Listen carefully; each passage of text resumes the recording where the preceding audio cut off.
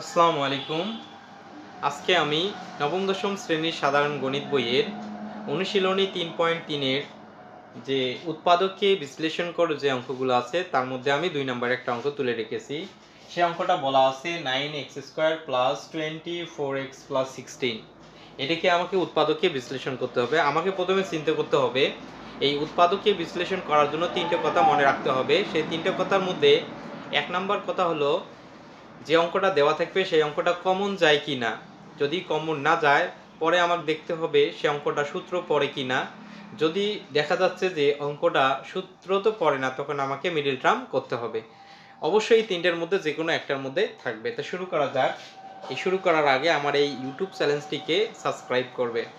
দেখো, এই 9 এর বর্গমূল করতে হবে আমাকে। 9 এর বর্গমূল 3, তার x নিয়ে তার উপর আমি কি দিলাম x²। তাহলে 3 3 কে 9, x² ঠিক আছে। এই যে +4 নিয়ে তার উপর আমি কি দিলাম স্কয়ার, তার মানে 4 4 কত হয় আমার 16। এখন আমি এই সূত্রটা অ্যাপ্লাই করব। a + b হোল স্কয়ারের বর্গ নির্ণয়ের সূত্র a² + 2ab + b²।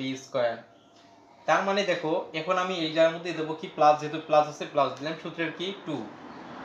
a বলতে ধরবো যে এটা প্রথমটা হলো a, তাহলে 3x। b বলতে ধরবো এটা, তাহলে b যদি 4 হয় তাহলে হিসাব নিকেশ করে দেখি আমার 24 আছে কি না।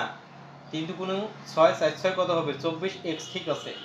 এখন দেখো আমি যদি এই সূত্রটাকে সংকোচিত করি তাহলে আমার কি হবে a + b হোল স্কয়ার, অর্থাৎ প্রথমটা আর শেষেরটা নেওয়ার পর দুইটি স্কয়ার মিলে একটা স্কয়ার করতে হবে। তা দেখো 3x, যেহেতু এর সামনে প্লাস আছে তাই প্লাস দিতে হবে 4, দুইটা স্কয়ার মিলে একটা স্কয়ার। তার মানে এটাকে যদি আমি সম্প্রসারিত করি তাহলে আগেরটা পাবো, আর এটাকে যদি আমি সংকুচিত করি তাহলে পাবো 3x + 4 হোল স্কয়ার। এটা হলো আমার উত্তর। এটাকে আর কিচ্ছু করা যাচ্ছে না, তাই এটা হলো আমার কাঙ্ক্ষিত উত্তর। তা আশা করি এই অঙ্কটা বুঝেছো। যদি না বুঝে থাকো পরবর্তী আমি এই ধরনের আরো অঙ্ক নিয়ে হাজির হব। আল্লাহ হাফেজ।